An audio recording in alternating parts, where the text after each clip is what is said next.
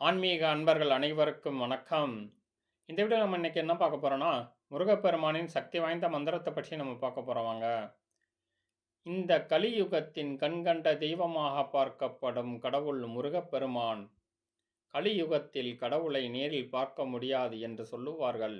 ஆனால் நாம் பக்தியோடு முருகப்பெருமானை அழைத்து முருகப்பெருமானின் மந்திரத்தை சொன்னால் அவன் நிச்சயம் தன் பக்தர்களுக்கு ஏதாவது ஒரு ரூபத்தில் காட்சி தருவான். அதில் எந்த சந்தேகமும் கிடையாது. இன்றைய தினம் முருகனுக்கு உகந்த பங்குனி உத்திர திருநாள். இந்த நாளில் உங்களுடைய கஷ்டங்கள் தீர வேண்டும் என்று முருகப்பெருமான் நினைத்து இந்த ஒருவர் மந்திரத்தை சொன்னால் உங்கள் கஷ்டத்தை தீர்க்க முருகப்பெருமான் நிச்சயம் நேரில் வருவார். அந்த மந்திரம் என்ன? அந்த மந்திரத்தை எந்த நேரத்திற்கு எப்படி உச்சரிக்க வேண்டும்? ஆன்மீகம் சார்ந்த இந்த பதிவை வாருங்கள் பார்க்கலாம். இன்றைய தினம் இந்த மந்திரத்தை சொல்வது ரொம்ப சிறப்பு. காலை எழுந்து சுத்தபத்தமாக குளித்துவிட்டு பூஜை அறையில் விளக்கு ஏற்றி வைத்துவிட்டு முருகப்பெருமானின் திருவுருவ படத்திற்கு முன்பாக ஒரு விளக்கு ஏற்றி வையுங்கள்.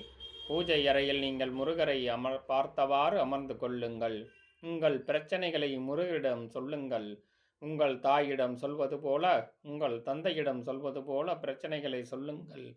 பிறகு 108 முறை கருணை கடலே கந்தா போற்றி, கருணை கடலே கந்தா போற்றி என்ற இந்த ஒருவரை மந்திரத்தை 108 முறை சொல்லுங்கள்.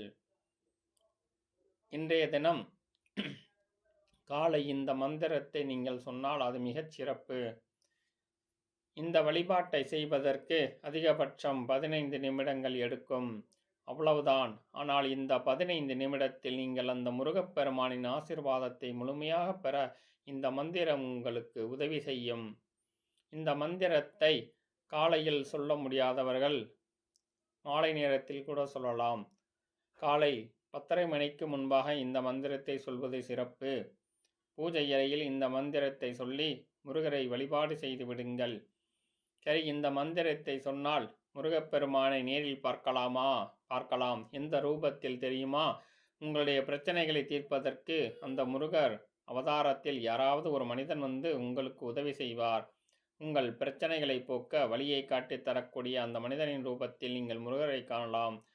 ஒரு சிலருக்கு முருகப்பெருமான் கனவில் வந்து ஆசி வழங்குவதற்கு கூட நிறைய வாய்ப்புகள் உள்ளது. ஆனால் நீங்கள் முழு பக்தியோடு நம்பிக்கையோடு முருகப்பெருமானை வழிபாடு செய்யும் பட்சத்தில் மேலே சொன்ன அதிசயங்கள் எல்லாம் உங்களுக்கு நிச்சயம் ஒரு நாள் நடக்கும்.